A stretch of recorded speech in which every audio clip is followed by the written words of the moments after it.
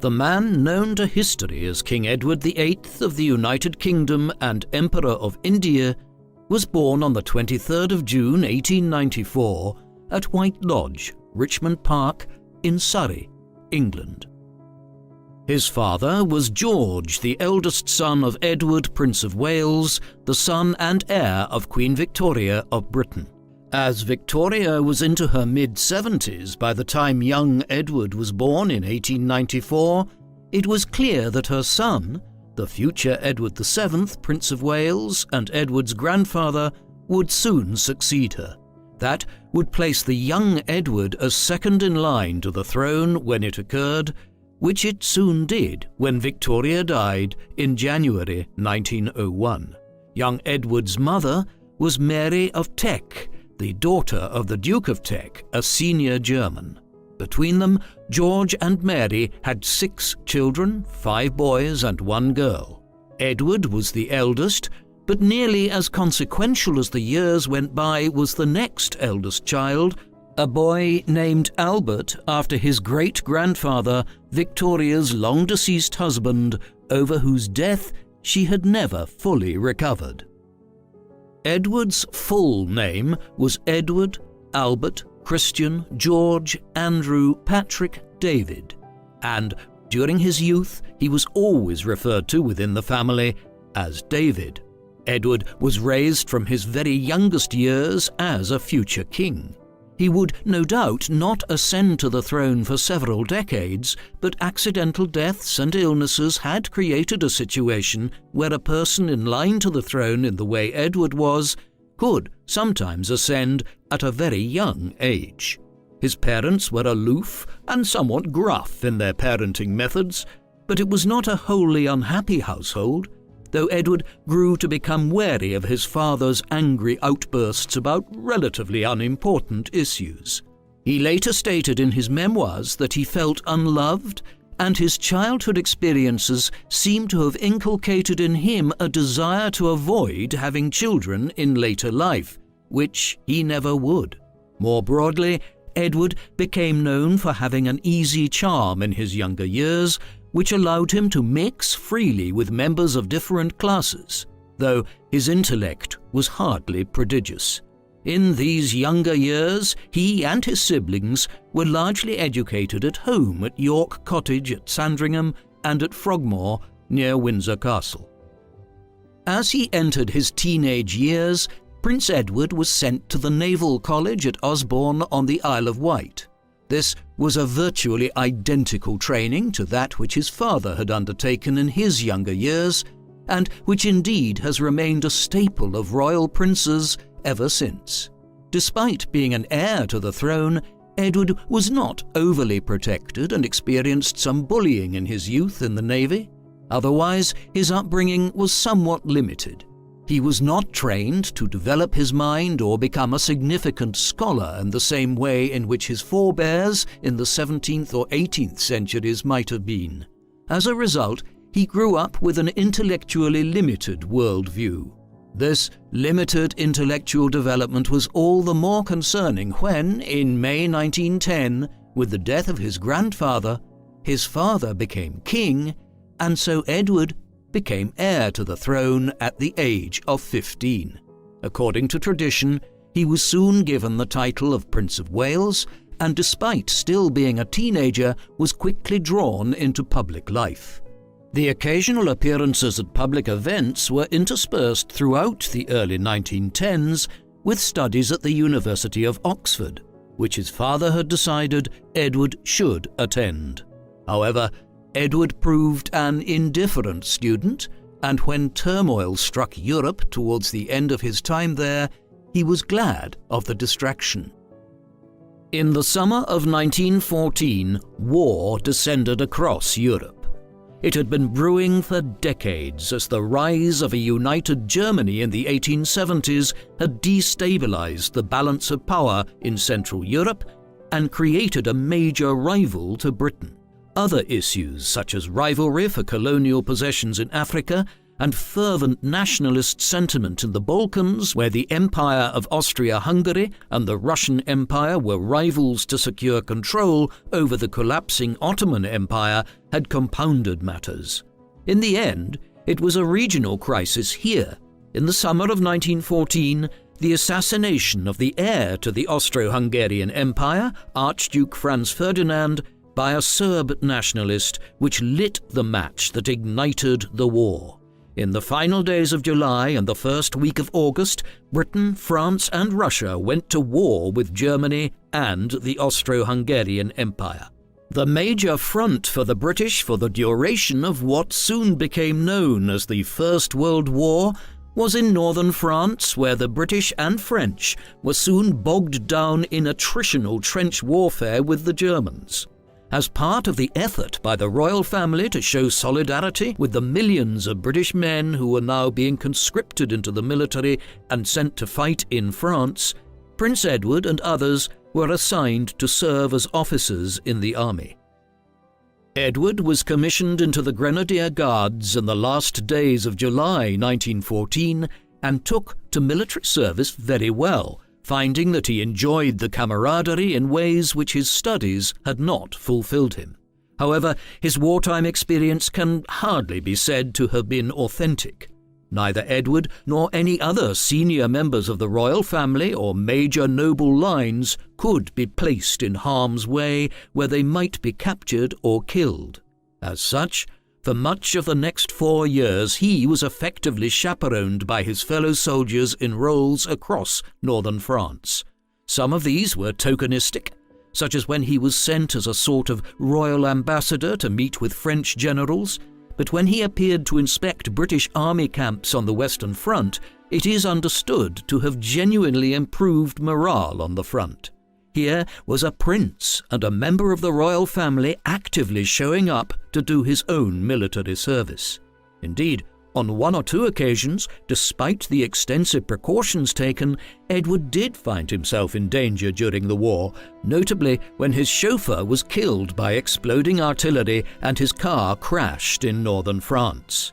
Moreover, his range of activities extended beyond France, with a visit to the Middle East in 1916 to meet and greet Britain's Australian and New Zealander allies. The war was significant in one other way, which would have a small implication for Edward and his family for decades to come. At the outset of the conflict, the royal family was known as the House of Saxe-Coburg and Gotha. This had been established in 1901 following the succession of King Edward VII, bringing the House of Hanover, which had ruled Britain for nearly 2 centuries, to an end. However, the House of Saxe-Coburg and Gotha name, which was assigned on account of the extensive links between the British royal family and many of the most senior royal lines within Germany, became problematic in the context of the First World War. It reminded far too many people that the royals had extensive amounts of German blood, and indeed, George V was the first cousin of the German Kaiser Wilhelm II. In particular, when the Germans began dropping bombs on London in 1917 from planes named Gotha bombers, it was clear it was no longer tenable to retain the royal title. Consequently, in July 1917, the royal house's name was changed to that of the House of Windsor, a name adopted owing primarily to the long-standing associations between the English crown and Windsor Castle to the west of London. The war was eventually won in November 1918, and so this name change had little consequence thereafter in practical terms.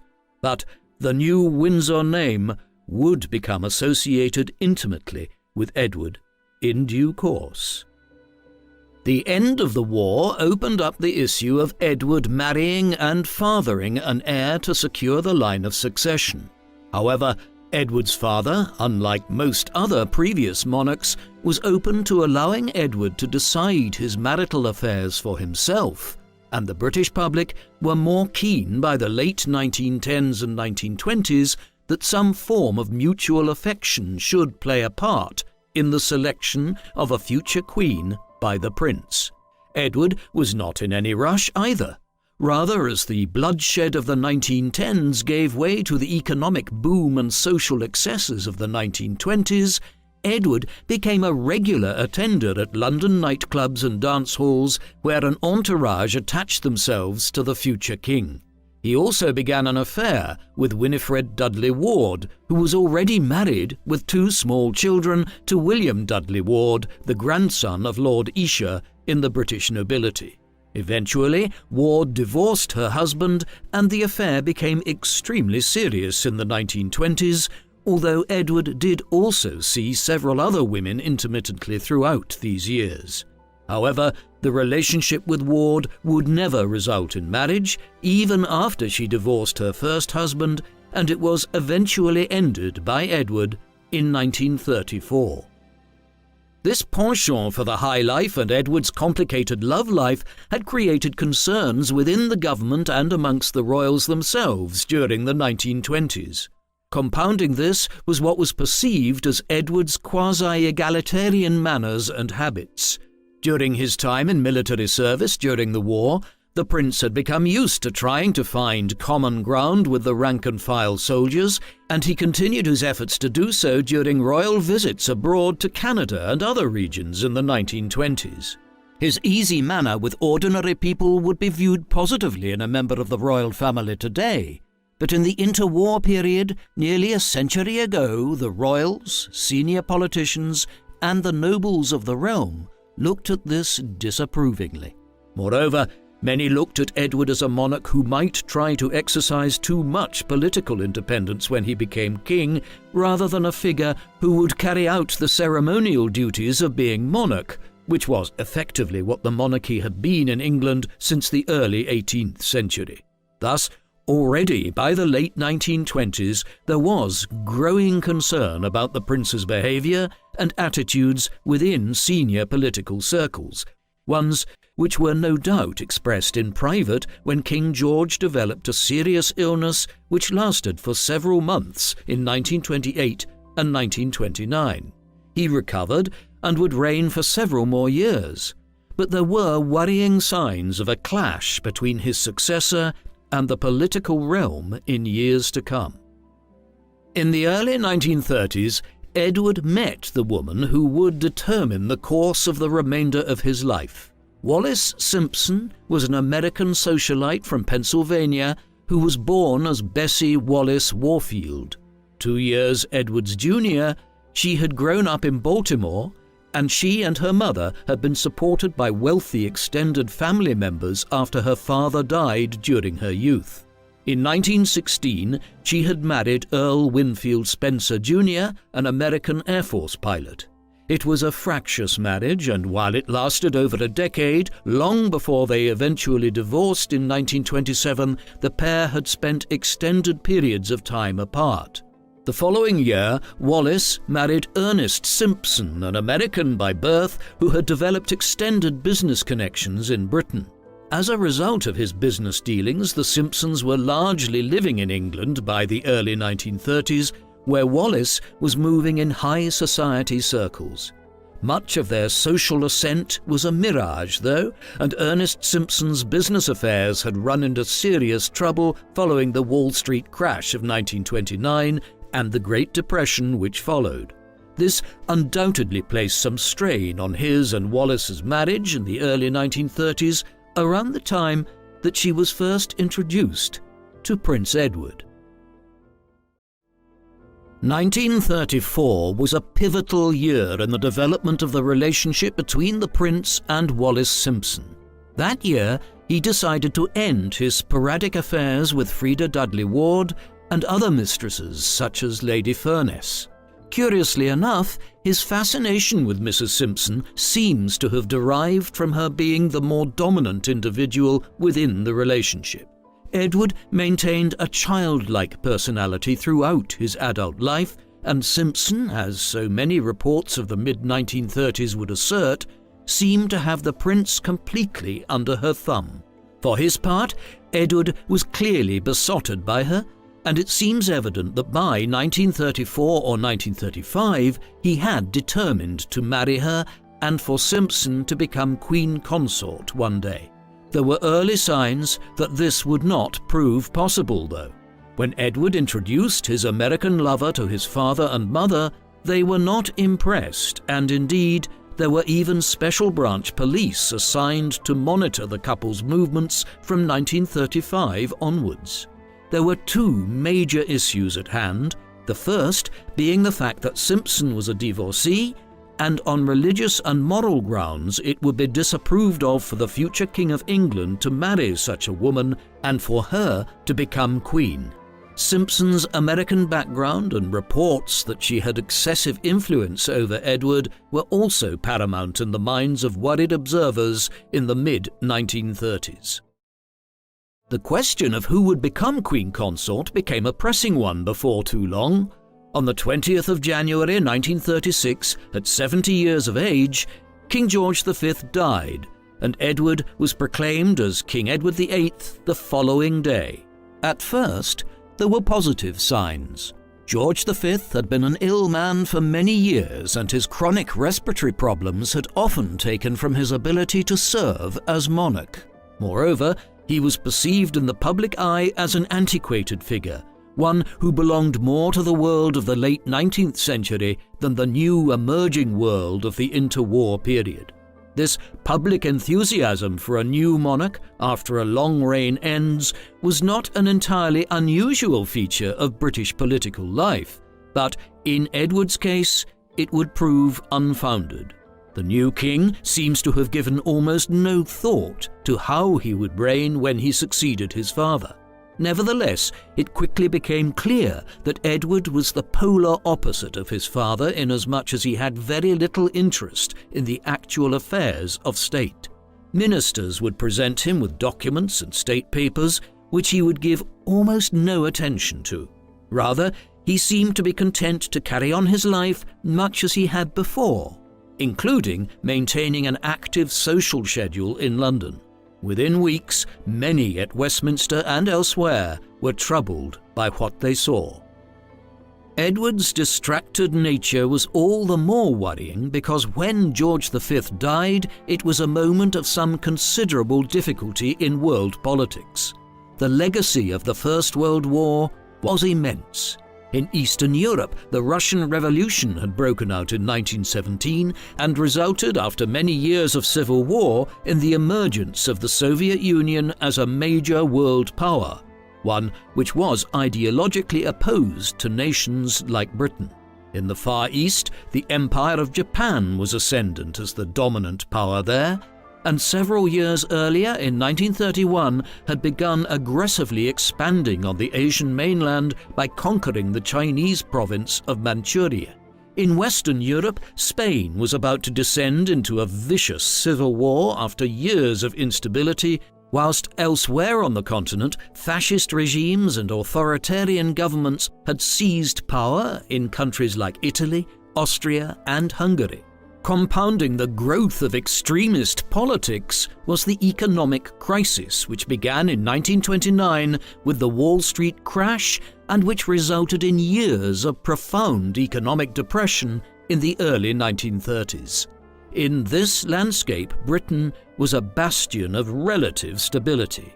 Edward's job as king would be to try to maintain this and Britain's empire in India and Africa.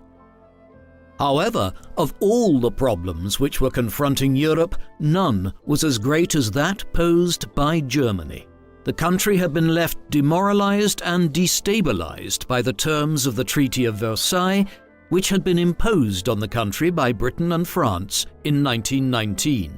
This reassigned large amounts of formerly German territory to its neighbors and imposed huge financial reparations on the country, while also heavily restricting the size of its military.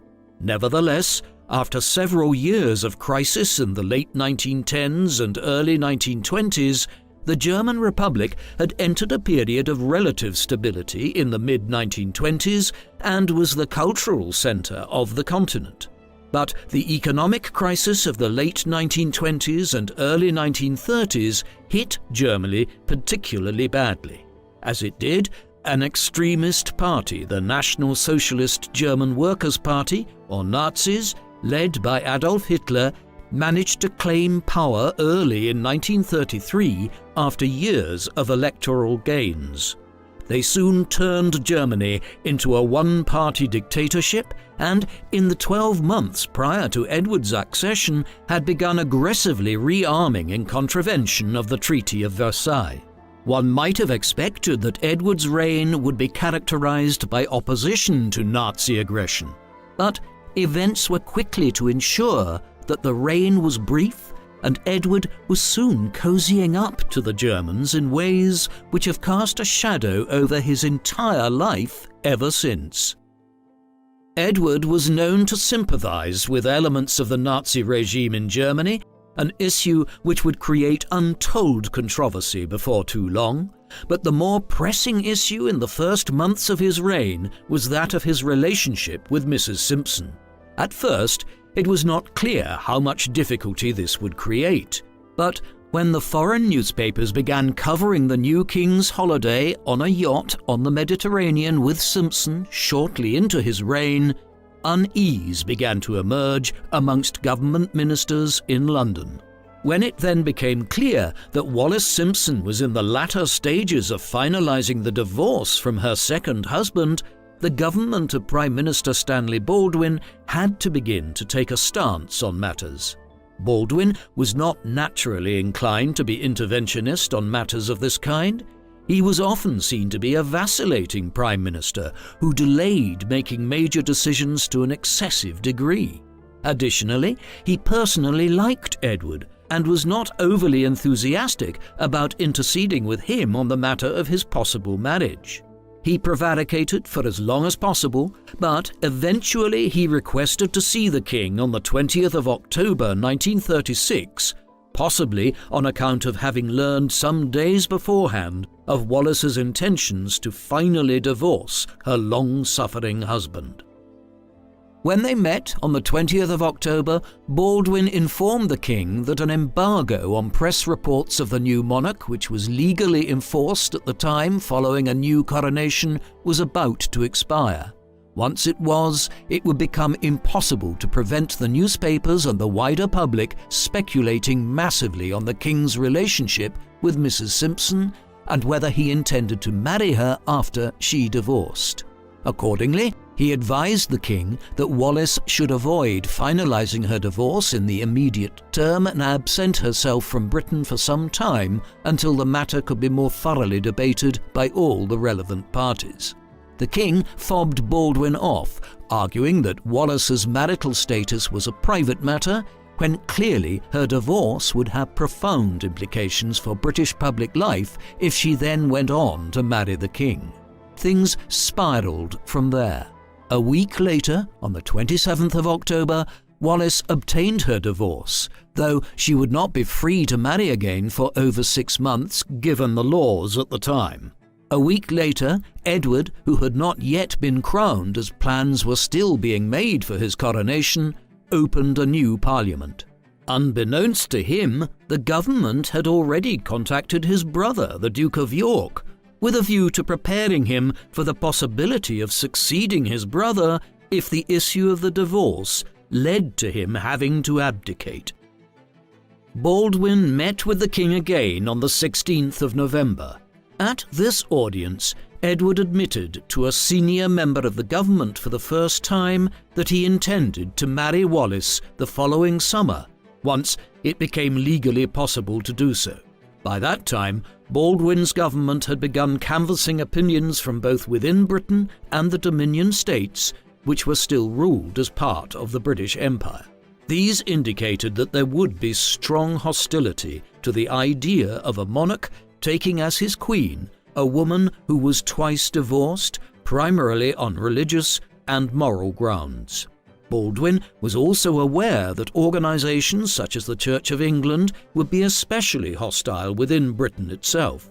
However, Baldwin was provided with a curious way out by Edward, who asserted that if the government was determined to prevent him from marrying Wallis, he would abdicate rather than spurn her. He had informed his immediate family members of the same by the end of the 18th of November. Thereafter, 2 weeks of inaction largely followed, during which the major development was the emergence of a proposal that a morganatic marriage could be entered into between Edward and Wallis, whereby she would become his wife, but not the Queen Consort.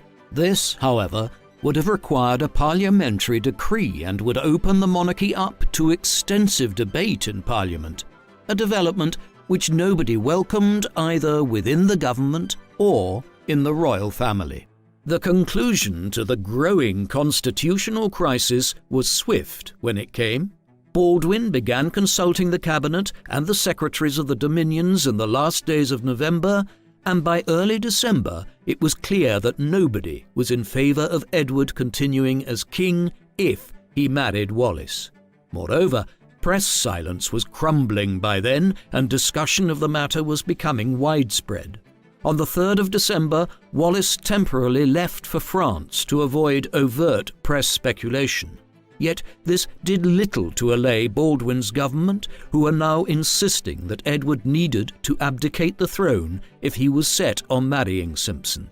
This is duly what Edward did a week later, signing the official instrument on the 10th of December, despite being encouraged by several individuals such as Winston Churchill to fight for his rights as king.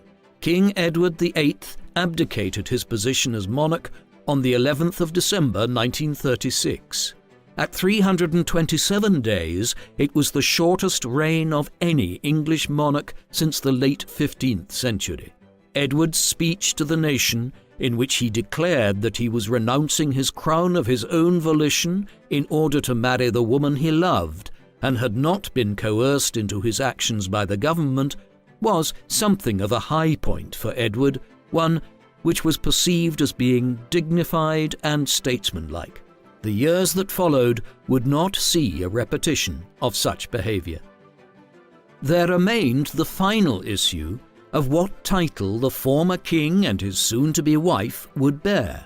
On the 13th of December 1936, the same day that Edward officially announced his abdication, his brother and successor proposed that Edward and Wallis would henceforth carry the titles of Duke and Duchess of Windsor, the royal family name which had been adopted back in 1917. In tandem, the Duke and Duchess were given extensive financial privileges and a lavish salary and estates. However, the royal family now began a process of cutting off the former king and his new wife. As late as the 1940s, other members of the family and the king himself continued to refer to Wallis coldly as simply Mrs. Simpson. This was despite the fact that Edward and she had married at the Château de Candé near Tours in France on the 3rd of June 1937. The nuptials were not attended by any of the royal family, and other than a note of congratulations from Baldwin's government, were largely ignored on an official level in Britain. Moreover, it was in France where they would spend much of their lives from that time, generally living either in Paris or a country retreat. The rest of the royal family were delighted by this exile, and the general tenor in Britain was that everyone wished to forget the brief kingship of Edward in 1936 and the constitutional crisis which it had aroused. Edward and Wallis settled in Paris and began leading a relatively rich lifestyle based on the funds which Edward had been paid to relinquish his ownership of several royal residences in England as part of the abdication agreement. During this time, he rang his brother, the new king, every few days, often imploring George VI that his wife should be allowed to have the title Her Royal Highness, in recognition of her position as the wife of a former king of Britain. However, this was refused.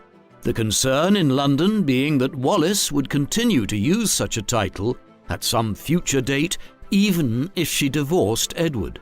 Meanwhile, the newlyweds continued to enjoy Paris life, but they appeared to have harboured the view at this stage that this was a temporary exile. They soon received messages from England which put them straight concerning this notion, making it clear that it would be in everyone's best interest if they stayed in Paris and away from Britain. As the extent of the rebuff he was now suffering dawned on Edward, he began concocting ways to carve out a new place in the public life of Europe. While many individuals might have wished to retreat from the public eye as quickly as possible and attempt to lead a quieter life for some time, given the bruising experience of Edward's brief kingship, he and Wallis quickly entered into the most controversial episode of the former king's life. As we have seen, the early 1930s had witnessed the rise of Adolf Hitler and the Nazis to power in Germany. Now, shortly after his abdication, Edward accepted an offer to visit Germany. This must be viewed in context. Many individuals visited Germany in the mid-1930s as they wished to see exactly what was taking place there and how the Nazis had so rapidly overhauled the country and pulled it out of the economic crisis of the early 1930s. For instance, the former British Prime Minister David Lloyd George, who had been the head of state in Britain from 1916 to 1922, had visited the country in late 1936 as the constitutional crisis concerning Edward was playing out at home. In assessing any of these visits, it is important to remember that many British people in the mid-1930s viewed Hitler as an important bulwark against the development of a communist state in Germany, and secondly, that individuals like Lloyd George did not know when they decided to visit Germany the horrors which the Nazis would unleash across Europe a few short years later. The offer to visit Germany was extended to Edward in the late summer of 1937 from Dr. Robert Ley, the head of the German Labour Front, an organisation which had been set up by the Nazis in Germany to replace the trade unions and stymie any socialist agitation in the country. The offer was extended from this body as figures like Edward and Lloyd George the year beforehand were being invited to the country principally to view how Germany had overcome its economic woes and was running its factories through bodies like the Labour Front. Edward accepted, seemingly based on a desire to rejuvenate his profile in the aftermath of his kingship. A tour of the United States was also planned, and he seems to have developed the idea that he could act as an individual who might foster new ideas about how to avoid political conflicts across the Western world like those which had engulfed Spain and cast it into civil war. Essentially, Edward wanted to visit Germany to see how the further spread of communism and radical socialism could be avoided.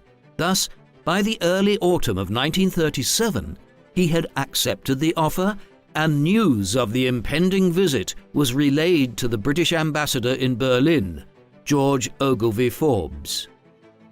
The tour commenced on the morning of the 11th of October when the Windsors arrived at Friedrichstrasse station in Berlin. Despite being billed as a private tour rather than a royal visit, the couple were met at the station not just by Robert Ley, but by Joachim von Ribbentrop as well, who was soon to be appointed as the German foreign minister and still held the title of German ambassador to the United Kingdom. The trip thereafter lasted for 12 days down to the 23rd of October. Much of it consisted, as Lloyd George's had the previous year, of visits to German factories and various government installations.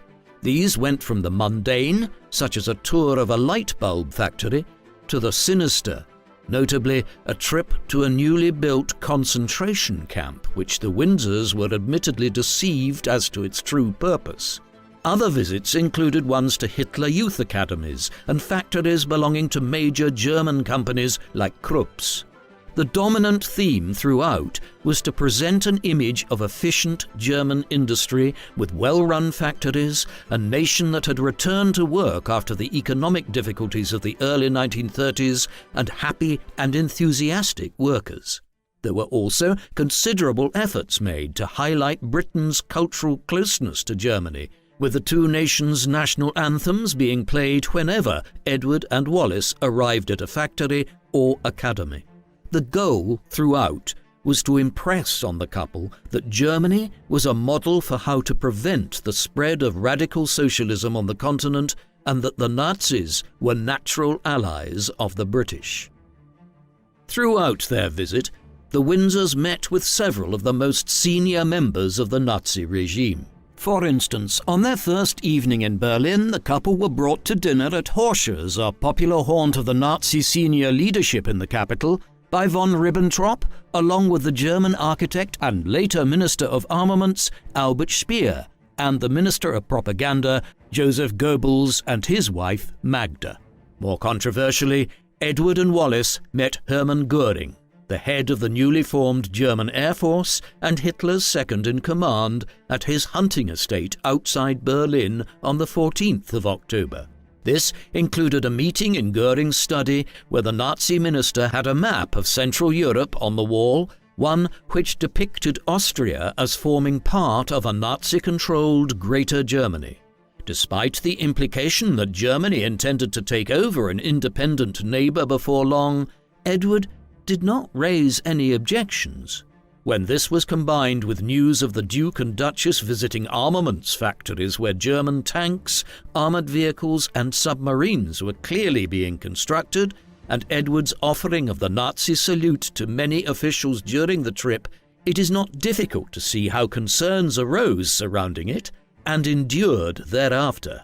If the impression conveyed to contemporaries and to posterity by the Windsors' near 2-week stay in Germany were not bad enough, it culminated with a personal meeting between Hitler and Edward on the 22nd of October. This occurred at the Berghof, the Nazi leader's alpine retreat on the southern border between Germany and Austria. There are varying accounts of the meeting and the subsequent conversation after Wallis joined them later on.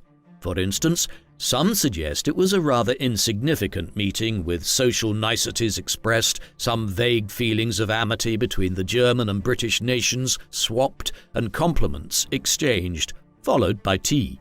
Others, though, have claimed that Edward indicated his active support for Germany's increasingly aggressive foreign policy and Hitler's desire to acquire lands in Austria, Czechoslovakia, and Poland. There certainly is no suggestion that the former king attempted to discourage German expansionism. Finally, when the meeting had concluded, the former king and the German chancellor departed by giving each other the Nazi salute. Unsurprisingly, the issue of what may or may not have been discussed in Germany during the Windsors' visit, especially during Edward's meetings with Hitler, Göring and others, have aroused considerable controversy. Some have suggested that discussion veered into talk of Edward facilitating an alliance between Germany and Britain, as Germany expanded on the continent and prevented a further rise of communism.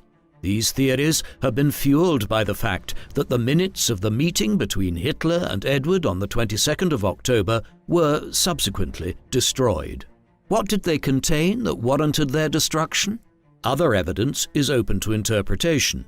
For instance, on the final night of their tour, the Windsors were entertained in Munich by Rudolf Hess, Hitler's long-standing private secretary, and his wife Ilse.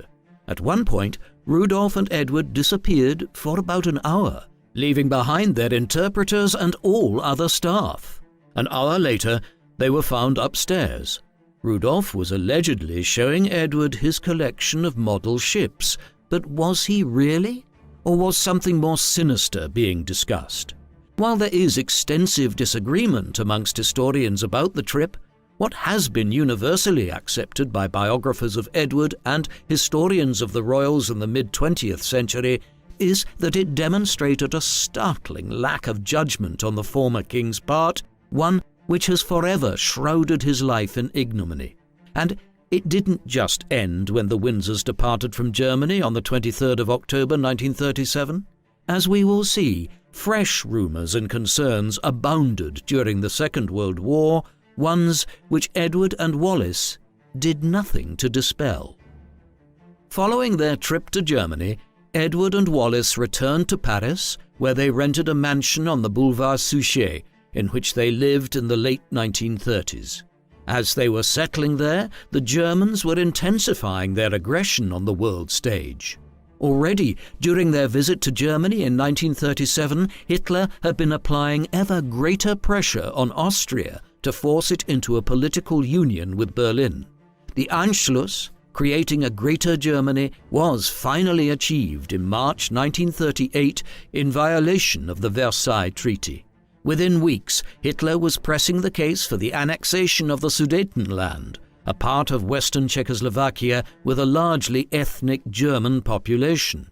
At a conference in Munich in September 1938, Britain and France caved in to Hitler's demands, but insisted that any further Nazi attempts at expansion at the expense of Germany's neighbours would result in war. Hitler called that bluff in the spring of 1939 when he annexed the rest of Czechoslovakia and the city of Memel in the Baltic States region. However, when German tanks rolled over the border into Poland at the very beginning of September 1939, appeasement could no longer be allowed. Britain and France declared war 2 days later as the Second World War commenced. For the former king and his wife in France, they, like everyone else in the country, must have assumed a German invasion would come soon. However, as the autumn turned into winter and then 1940 dawned with Poland long conquered by the Germans and no westward campaign having occurred, many began to talk of a phony war. The spring robbed Europe of such hopes. In April 1940, the Nazis invaded Denmark and tactically occupied the key cities and towns of Norway. Just weeks later, an invasion of the Low Countries and France was initiated. This action aroused fresh concerns about Edward, who was accused by some British diplomats of having leaked information to Berlin which had facilitated the German assault on Belgium. The accusation was especially damning when the British Expeditionary Force to France became trapped at the town of Dunkirk in late May as a result of the unexpected success of the German two-pronged assault of Belgium and northeast France. Only a daring amphibious rescue operation prevented hundreds of thousands of British troops from either being obliterated or captured. The French, though, were not so lucky, and on the 14th of June 1940, Paris was occupied by the Nazis. The city, and France in general, would remain under German control for the next 4 years. Notwithstanding their earlier friendliness towards the Nazis, the Duke and Duchess were the targets of a conspiracy by Hitler and the Nazi paramilitary organization, the SS, in the summer of 1940. The goal of what was codenamed Operation Willy was to kidnap the Windsors, who had left Paris when France was invaded in May 1940, heading south to Biarritz, and then journeying over the border into Spain, with the ultimate goal of reaching Portugal. Operation Willy was conceived while they were travelling through Spain, which, under the fascist dictatorship of General Francisco Franco, was friendly towards Hitler's government. The idea was that the Duke would be kidnapped, brought to Germany, and then his alleged pro-German inclinations would be fostered with a view to re-establishing him as King of England, following the German defeat of Britain in the war. By the time plans were at an advanced stage, the Windsors had already crossed into Portugal and were living in Lisbon by the first days of July 1940. At this juncture, a new plan was settled on, whereby Edward would be tricked into crossing back into Spain and detained there. But even Walter Schellenberg, the SS official who was placed in charge of the operation and who subsequently became the head of Nazi foreign intelligence, later conceded that the plan was ludicrous. Operation Willy was never brought to fruition, but the arrival of the Windsors in Lisbon and the ever-present lack of tact displayed by Edward and Wallis on their arrival there opened them up to further charges of engaging in traitorous activity. Ones which, like their visit to Germany in 1937, have created long-lasting suspicions which have never been entirely resolved.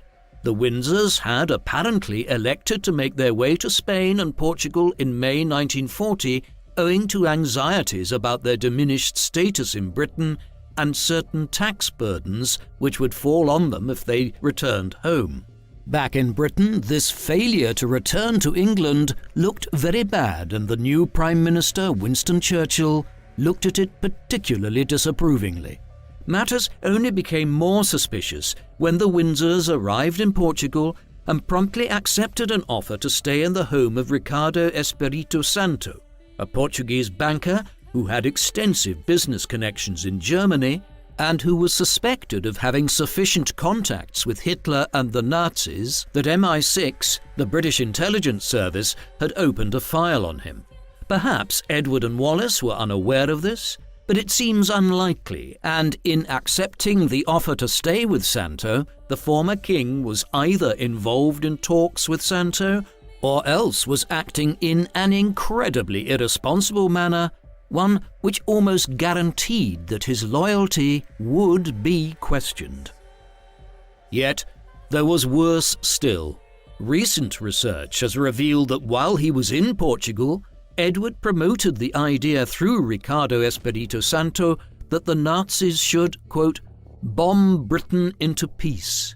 Edward here was apparently proposing that the Nazis should adopt a strategy of aerial bombing over England and London, in particular, in order to force the British government into surrendering without the necessity of a land invasion. This was effectively the strategy which the Germans adopted in the summer of 1940, leading to the Blitz of London and England for the next year. This recent study has highlighted how Edward had proposed the Blitz while in Portugal, and that the same advice was then conveyed to the Nazi government in Berlin by the German ambassador in Lisbon. It is possible that Edward viewed this as the lesser of two evils compared to a land invasion, but there is still absolutely no denying that coming from a member of the royal family, this advice constituted treason of the highest kind. In the months that followed, tens of thousands of bombs were dropped on Britain, leading to approximately 40,000 civilian deaths. In September and October 1940 alone, London was bombed almost every single night. Edward seemingly advocated that Berlin should adopt this strategy in order to force the country into surrendering and to make him King of Britain again in the aftermath of the capitulation. Edward's possible duplicity while in Lisbon did not end along with his brief sojourn in Portugal. As soon as he and Wallis arrived there, Churchill had taken steps to remove Edward from continental Europe while also avoiding bringing him back to Britain. He could not have the Duke residing on the continent and possibly falling into Nazi hands. The possibility that he would collude with the Nazis and potentially work out a deal to be made King of England once again was now too great. At the same time, Edward's actions in fleeing to Portugal and in visiting Germany back in 1937 made him a liability if he were to be brought back to England. Accordingly, Churchill had a statement sent to Lisbon that Edward had been appointed as the new governor of the Bahamas, the British island colony north of Cuba. Edward eventually accepted the position, and he and Wallis departed from Portugal on the steamship the Excalibur on the 1st of August 1940. However, 2 weeks after leaving Portugal, Edward engaged in possibly his most incriminating behaviour yet. On the 15th of August, he sent a telegram to Espírito Santo, his and Wallis's Portuguese host, asking him to send word as soon as he needed to act. When this document was made public in 1957, Edward dismissed the significance of it. But here would seem to be evidence that Edward wanted to be updated by a known German agent of any developments which might lead to him returning to Europe to be installed as a puppet king of England if Germany defeated Britain in the war. Suspicions about Edward and his wife's actions over the past several years were still considerable enough that when the couple decided to visit the United States from the Bahamas in the spring of 1941, they were monitored by the Federal Bureau of Investigation at the behest of President Franklin D. Roosevelt. J. Edgar Hoover's FBI was acting on information supplied by a German monk living in the U.S., who claimed to have information that Wallis Simpson had been the lover of Joachim von Ribbentrop, the German foreign minister, back in 1936 when he had served as the Nazi ambassador to Britain. Suspicions were also aroused by a different English informant who claimed that Edward had made an arrangement with Hermann Göring that if the war ended in German victory, Göring would then attempt to overthrow Hitler and subsequently install Edward as King of England.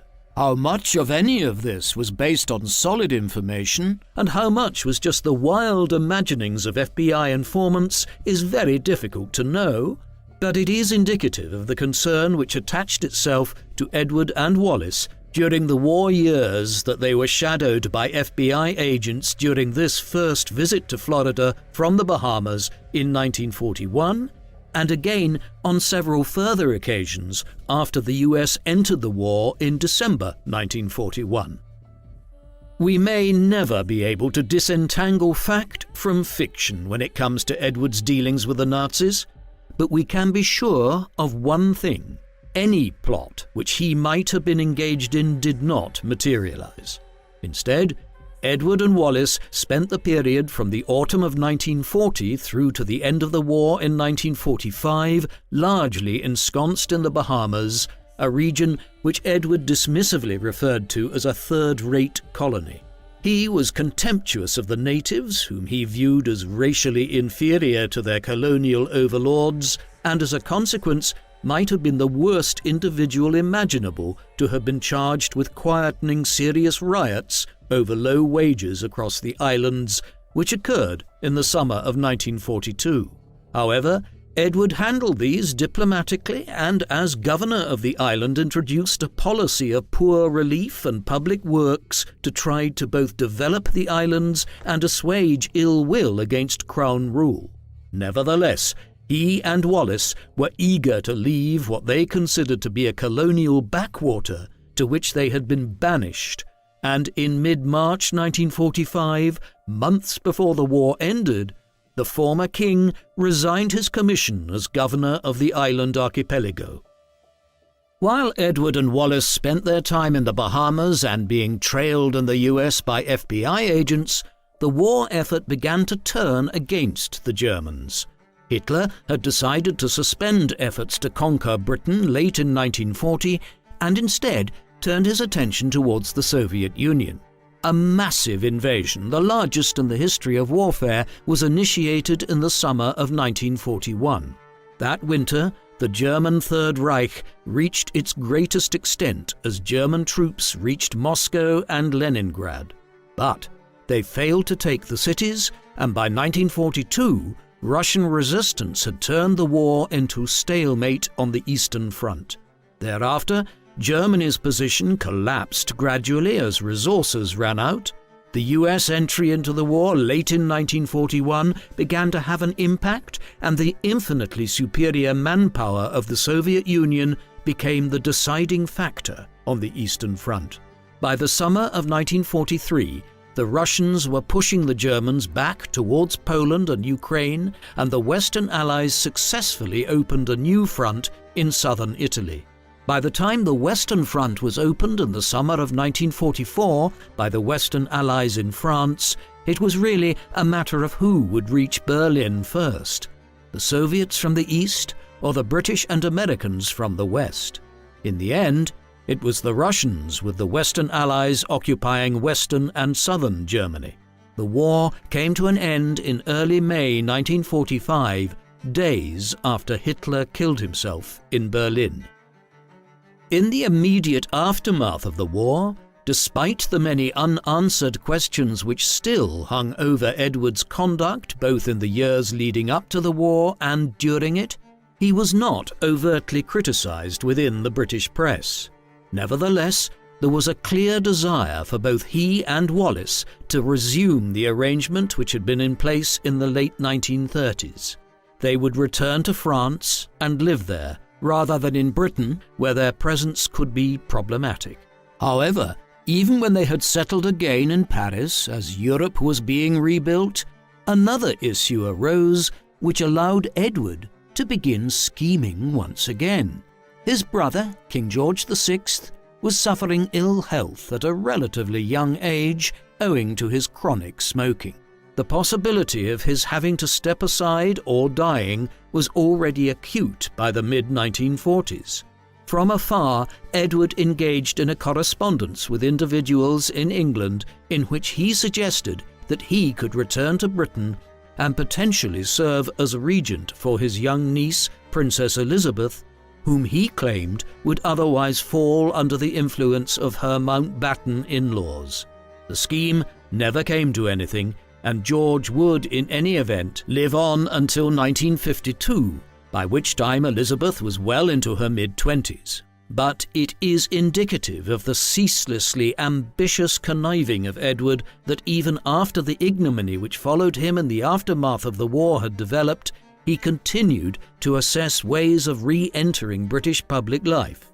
Notably, he did not attend Elizabeth's coronation, but watched it on television from Paris.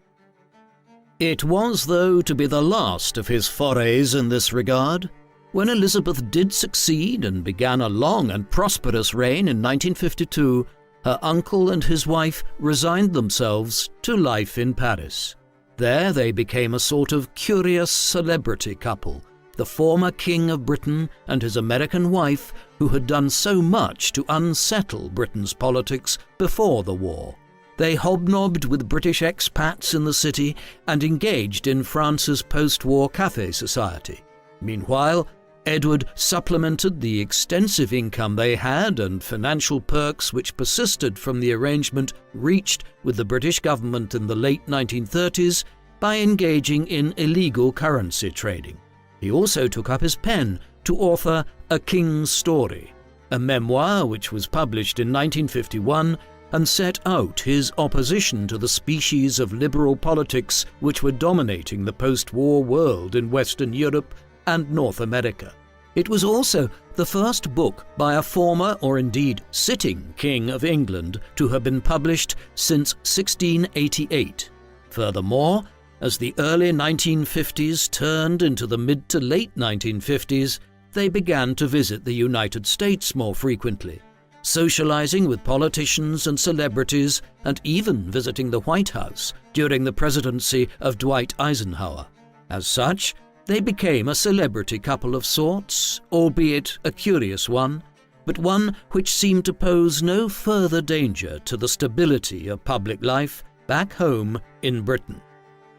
Wallis and Edward's relationship remained something of a mystery to many who commentated on it in the post-war period. Several who had spent time with them during the 1950s noted that they seemed very distant from one another, rarely addressing things to the other directly.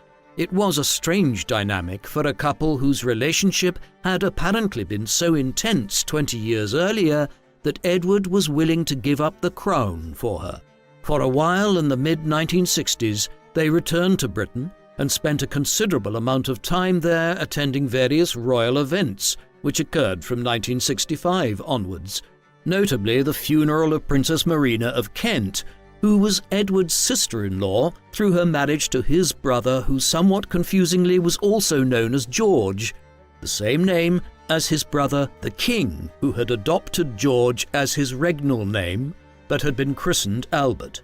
Edward, like Marina, was not far away from the grave himself. By now, in his early 70s, he was facing a mounting number of health problems, most related to his chronic smoking. In between attending events in Britain in the mid-1960s, he regularly flew to America to attend doctors there and had a number of different surgical procedures carried out, notably to relieve his coronary problems. Eventually, the prince's lifetime smoking habit caught up with him.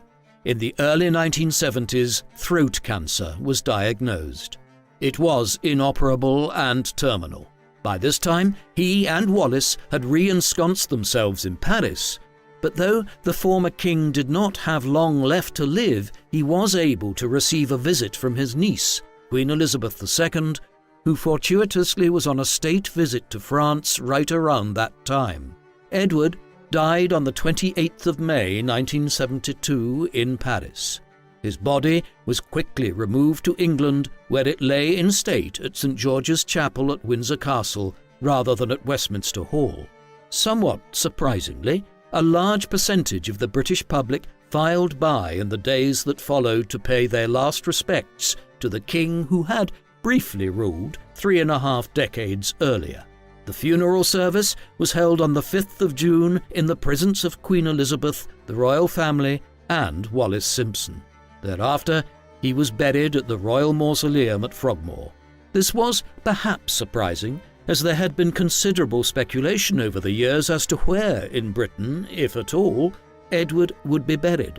In death, as in life, the former king was a subject of political intrigue. Edward's widow did not have a good life after his passing. Wallis continued to live in France and was financially supported by her late husband's estate and an allowance from Queen Elizabeth. But her health was declining, and by the late 1970s, she was developing advanced dementia. She was also increasingly frail and prone to falling over, resulting in her breaking her hip twice, while from 1980 onwards she lost the ability to speak. Thus, her later years were spent largely housebound and with her mental faculties sharply deteriorating. To compound matters, she was being taken advantage of by her French lawyer, Suzanne Blum, who assumed power of attorney for the increasingly incapacitated Wallis. Blum used her position to exploit Simpson financially. Eventually, Wallis died in Paris on the 24th of April 1986 at 89 years of age. Her funeral was held a few days later at St. George's Chapel at Windsor Castle. Her marriage to Edward, which had faced so many difficulties and aroused many different controversies, had survived the distance despite these adversities, and she was interred next to him near Windsor Castle.